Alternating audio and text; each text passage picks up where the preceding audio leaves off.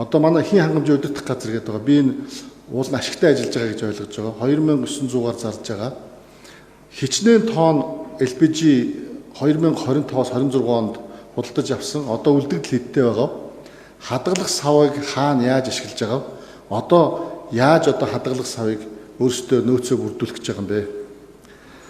За, түншлэлийн хэдэн асуудлууд дээр байна. Орлого олоод байгаа гэж харагдахгүй байна. Энэ төсвийн тодтгол дээр ч тэр 3 сар баталсан манай юм дээр энэ орлоготой ажиллаж байгаа зарим нэг байгууллагуудын орлого огт харагдахгүй байна. Одоо жишээл бидний хийн хангамжийн удирдах газар бол эндээс ашиг олж байгаа гэсэн энэ харагдахгүй байна. Дараа нь тэр энэ жил дахиад хийн хангамжийн 100-ны төсөл арга хэмжээгээд 32 тэрбум урсгал зардалтай тавьсан байх юм. Мөн бас хийн эргэлтийн хөрөнгө гээд 8.6 тэрбум төгрөгийг урсгал зардалтай тавьсан байна. Энийг надад нэг тодруулаад өгөөч. Өөрийгөө танилцуулаад тэгээ хариулаарай. Улаанбаатар хотын хийн хангамж удирдлагын газрын үйл ажиллагааны хэлтсийн дарга Эрхэн Баяр. За, Бацарыг төлөөлөгчийн асуултанд бол хариулъя. За, өнгөрд 2025-аас 2026 оны халаалт үйлрэлд бол Баянгол Жингэлтэй дүргийн 5000 айл өрхөд бол хийн халаалтын төхөөрөмж бол суулгасан. За, энэ айл өрхүүдийн хийн халаалтанд зориулж бол 2400 тонн шингэрүүлсэн нефтийн хийг Орос улсаас импортлсон. За, одоо 400 тонны бол үлдэгдэлтэй бол байж байгаа. За, айл өрхүүд мань бол зуны үйлрэлт ч гэсэндээ хийн түлшийг бол ахын зориултаар хоол хийх зорилгоор за мөн оройн цагийн сэрэх үед бол гэрээ дулаацуулах зорилгоор бол хэрэглээд явж байгаа. За нийслэлийн нөгөө агаар орчны бохирдолтой тэмцэх үндэсний хороо гэж байгаа. За үндэсний хорооноос бол гэр хорооллын 5000 айл өрхтөр нэмэх нь за одоо Улаанбаатар хотын мэдлийн за нийт 28 уурын цохнуудыг бол шингэрүүлсэн нефтийгээр бол хангах чиглэлийг бол манай газар төгсөн. За ингээд бол өгсөн байж байгаа. За ингээд энэ 30 хоногийн нөөцтэй тэгээд 1 сарын нөөц нь бол 3975 тонныг бол нөөцлөх зорилттой ийм нөөц бүрдүүлэхээр бол манай газар бол төсөвт бол оруулсан байж байгаа.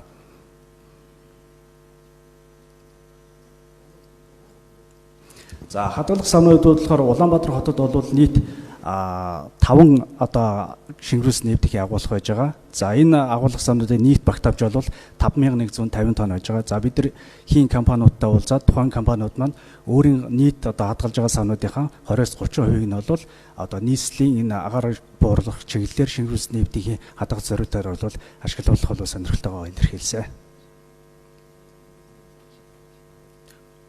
Босноо.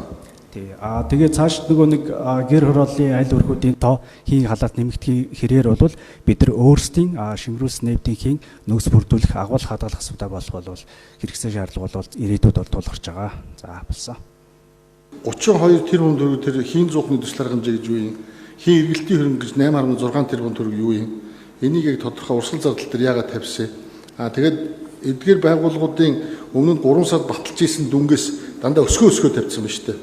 Дөрмийн сангуудын жишээлбэл хийн хангамж удирдах газар бол 1.2 тэрбумаар баталж исэн бол одоо бүр чинь урсгал зардалтай нь 350 өгөөд дөрмийн сан дээр нь 8.6 тэрбум тавьдаг гэсэн. Энийг тодруулаад хэлээд өгч.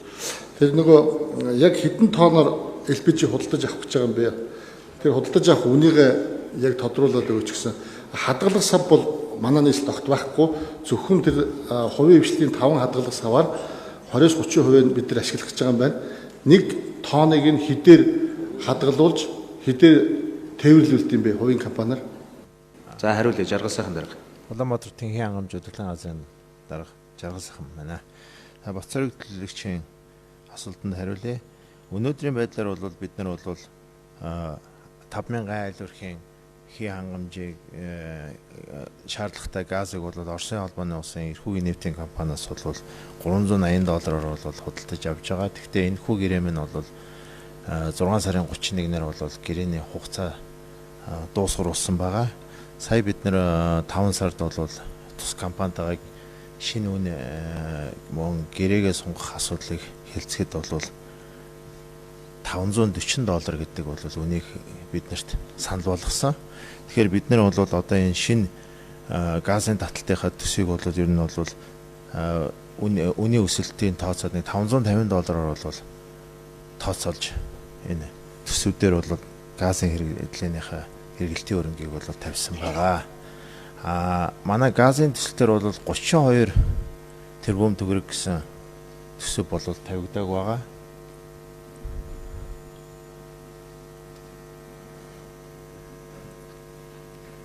Хөрчин юу юм бэ?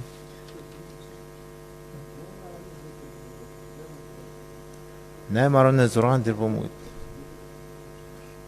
шээ 100хан дээр бол энэ жил бол 5,000 хэрэглэгчээл хангаа явуулсан чиглэлсэн байгаа. 32 тэрбум төгрөг гэсэн юм ойлголт бол байхгүй манай төсөвдөр бол тийм байх тавигдаг ба.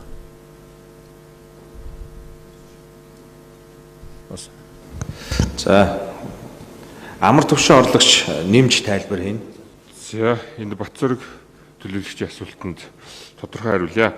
За энэ жил бол 32 тэрбум төгрөгийг дахиад 5,000 газ хэрэглэгчтэй нэмээд 5-аар за дараа жил дахиад 10,000-аар нэмье гэсэн төлөвлөгөө бол байсан. Тэгвэл өнгөрсөн жил бид нар чинь нөгөө 5,000 айлаа газтай холбох ажил явсаар байгаад ерөнхийдөө нэг 4 сарын ихээр 5,000 айлаа холбож дууссан. За тийм болохоор бид нар энэ жилдээ холбосон 5,000 айлтайгаа газа хэрэглээд бүтэн өвлийг давх нь бол зөв юм байна гэдэг бол шийдвэрийг гаргаад бид нар энэ 5,000 айлтайгаа ерөнхийдөө бол энэ өвлийг давхаар шийдвэр гаргаад явсан байгаа. За энэтэй бол бид газын холболтоо хийгээд явнаа. За энэ нэмэгдсэн урсгал зардал дээр дөрмийн сан дээр нэмэгдсэн 8.6 тэрбум төгрөгийг бас тодруулж асууж байна. За энэний бол 7.8 тэрбум төгрөг нь бол ингээд 5,000 айл өрх. За төрийн өмчийн хийн халаалтанд шилжсэн 1000-аас 4200 кВт хүчин чадалтай 2800-ыг шингэрүүлсэн нефтийн хийгээр хангах ийм 30 хоногийн нөөцтэй ингэж байхаар бол бид нэр газа худалдаж авах эргэлтийн хөрөнгөтэй ингээд байна. За дараа чи 1.6 нь бол за албан хаагчдын цалин, урсгал зардал, засвар, нөгөө газ цэнгэлэг төвүүдийн урсгал зардал гэдэг энэ бусад зүйлүүд рүү явахын зэрэгцээ төрийн өмчийн мөн хийн халаалтад шилжсэн 8 сургууль, 5 цэцэрлэг, 3 цэргийн ангийн бас ингээ газ хангамжийн юм руу бол энэ ажлууд ингээд явагдана. За энэ өөрөө 8.6 тэрбум юу нөх юм бол энэ яг 5,000 айл, дээрээс нь эдгээр 28 за дээрэс нь 8 сургууль, 5 цэцэг, 3 цэргийн ангийн газар хангах энэ асуудал явж байгаа. За өнгөрсөн жилийнхтэй яагаад энэ нэмэгдэж байна гэх юм бол өнгөрсөн жил бид нэр газынхаа үнийг 1 тонныг $385 гэрээ хийж баталгаажуулсан болвол за он гарснаас хойш бид нар чинь энэ газны үн одоо $550 зах зээл дээр $620 болтол өссөн байгаа. За өнгөрсөн жилийн төсөө бид нэр 11 сард баталж байхад за ямар ч гэсэн бол энэ Ирантай холбоотой, Америктэй холбоотой, Ормон Зүйн хоолойтой холбоотой ингээд дайн болно гэж үнэхээр бид нэр төлөвлөж харж бол чадаагүй. За харах боломж байгаагүй. За үүнтэйгээ холбогдвол энэ газны үнийн зөрүү гэдэг асуудал бол гарч ирсэн. За ямар ч юм бол бид нэр энэ Оросуудтайгаа яриад бид нэр $540 хэмжээтэй бол 1 тонн газыг бол авахар гэрээ хилцээрийг бол хийгээд явж байгаа. Одоо нэг 8-9 сарын хүртэл энэ олон улсын нөхцөл байдлыг бас харзанж байгаа ийм байдалтай байна. Яг гэвэл энэ газны үн хэрвээ Ормон Зүйн хоолой дээр нөхцөл байдал тогтворж явах юм бол буцаад буух ийм төлөв байдал бас харагдаж байгаа. За ямар ч юм бол бид энэ газтайгаар энэ өвлийг давах энэ нөхцөл байдлыг бол хангаж энэ төсөв болоо. Тодорхойгүй хэдэн зүйлүүд үлдлээ. За 32 тэрбум төгрөгийн асуудлыг би дахиад асууж байна. Эндээс хасагдсан бол 2 дугаар хилцүүлэг дээр хаашаа юу шилжүүлснэг нь яг тодорхой томьёон газар оруулж ирээч. Тэр 32 тэрбум бол яг хийн түвшний төсөл арга хэмжээ гэж орж ирсэн. Энэ төсөл дээр байна. 2 дугаар хилцүүлэг дээр юу руу шилжүүлсэн? Газын худалдаа авалтаа. Өнөөдөр яг газ худалдаа авах гээд энэ төр хувийн хөвшил хийж чадж байгаа өрсөлдөөн зах зээлийн юм руу нийслэл ордог энэ явдлыг болиё гэд одоо нөгөө чөлөөллийг засгийн газрын үндсэн зорилго байгаа шүү дээ.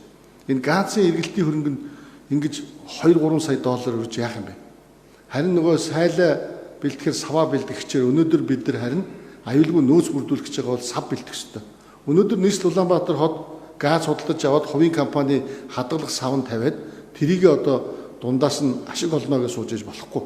Харин өөрөө хийн тоног төхөөрөмжөөрөө агуулгах сав аюулгүй нөөцийг бүрдүүлэх ёстой. Эрчим хүчний салбар бол өөрөө аюулгүй нөөцийг маш чанд баримталдаг ийм тодорхой дэг журамтай хагас зэрэгцсэн салбар.